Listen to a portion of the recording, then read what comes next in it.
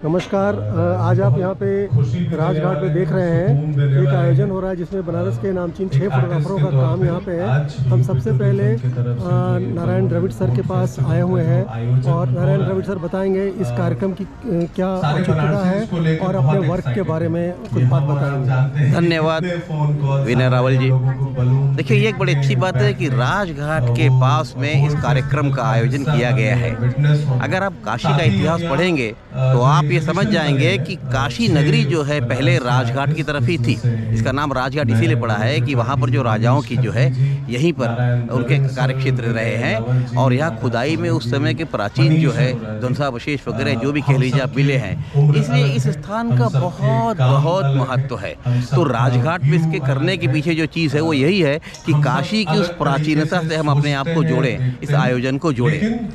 और जहाँ तक मेरे काम का सवाल है, देखिए मैं बनारस में पैदा हुआ हूँ, गंगा किनारे के पास में मैं अक्सर रहता रहा घरों में। तो घाटों को मैंने बहुत बचपन से देखा है, लोगों की जिंदगी को देखा है, उनकी कार्यशैली को देखा है, जीवन शैली को देखा है। और विशेष करके विशेष आयोजनों पर जो बाहर की भीड़ भी आती है वो कहीं से अलग नहीं दिखती। शिव नगरी में सब कुछ शिवमय हो जाता है। वैसे अगर आप देखें तो ये शुरू से तो ये विष्णु नगरी थी, ये विष्णु क्षेत्र था, लेकिन विष्णु ने शिव को इसे दे दिया और शिव यहाँ पर रहे और उनको इतना प्रिय ये नगर लगा कि इस नगर से बाहर रहने की बात तो कभी वो सोच ही नहीं सकते थे। राजा दिवोदास के कारण उनको काशी छोड़नी पड़ी थी, लेकिन फिर भी काशी का वियोग वे सह नहीं पा रहे थे और उन्होंने नाना प्रकार के उपाय किए काशी में पुनः आने के लिए। अंततो गत्वा जितने भी यहाँ देवते आए, चाहे वो गणेश आए, भैरव आए, सूर्य आए, योगिनी आई, सब यहीं के बासिंदे हो गए, सब यहीं बस गए।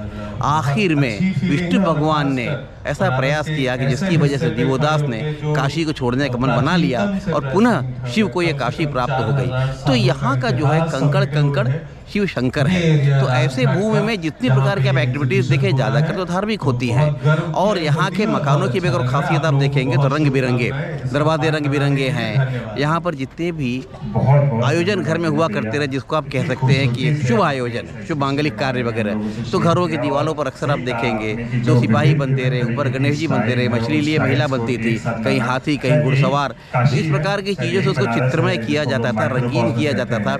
शायद ये हो सकता है कि वो रंग लोगों के जीवन को भी भरता हो, इसीलिए ज़्यादातर मकान आप यहाँ देखेंगे कि वे रंग बिरंगे दिखाई पड़ते हैं। कहीं दरवाजे लाल हैं तो कहीं दरवाजे ऑरेंज कलर के हैं, कहीं नीले रंग के हैं, कहीं हरे रंग के हैं। और अगर आप पक्के महल में वाराणसी के जाएंगे तो आप देखेंगे कि जो कोठियाँ हैं बड़े बड़े लोगों की, उनमें अक्सर बेल बूटेदार चित्रकारी भी हुआ करती रही। अगल बगल वही सिपाही बनते थे, हाथी घोड़े बनते थे, और भी जितने भी मोटिव्स हो सकते थे वे सभी वहाँ बनते थे।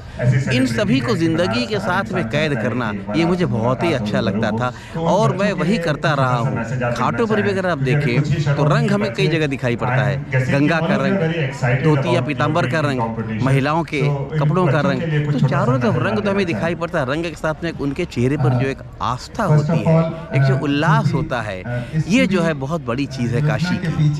कितनी भी परिस्थिति कैसी भी हो, परंतु जब एक घाट पर आते हैं स्नान करने के लिए स्नानार्थी, तो ऐसा लगता है मानो वे जो है शिवमय हो जाते हैं, अपने उस दुख को भूल जाते हैं। इसलिए कि काशी जो है ये तो मुक्तिदायिनी नगरी है, तो इन सारे कष्टों से भी उनको मुक्ति देती है। ये काशी है और इस काशी में अगर मैंने इस तरह के छायांकन को कर लिया तो मुझे लगता है शायद अपने जीवन के एक मनोरथ को मैंने पूर्ण कर लिया है। ऐसे शहर में है। धन्यवाद सर, बहुत बढ़िया आपने बताया। और मेरे ख्याल से मैं जो अभी आपसे बात कर रहा हूँ, मैं विनय रावल, वो मैं बता सकता हूँ अभी सर के बारे में कि जो नारायण सर है, नारायण सर अभी बनारस के सबसे इंडिया, मैं तो इनको मानता हूँ। तो ये बहुत अच्छी बात है कि आज ये 6 आर्टिस्ट का जो यहाँ पे वर्क लगा हुआ है उसमें सबसे वरिष्ठ सर ही हैं और अभी भी हम लोग सर से बहुत सारी चीज़ें सीख रहे हैं। धन्यवाद सर। नमस्ते।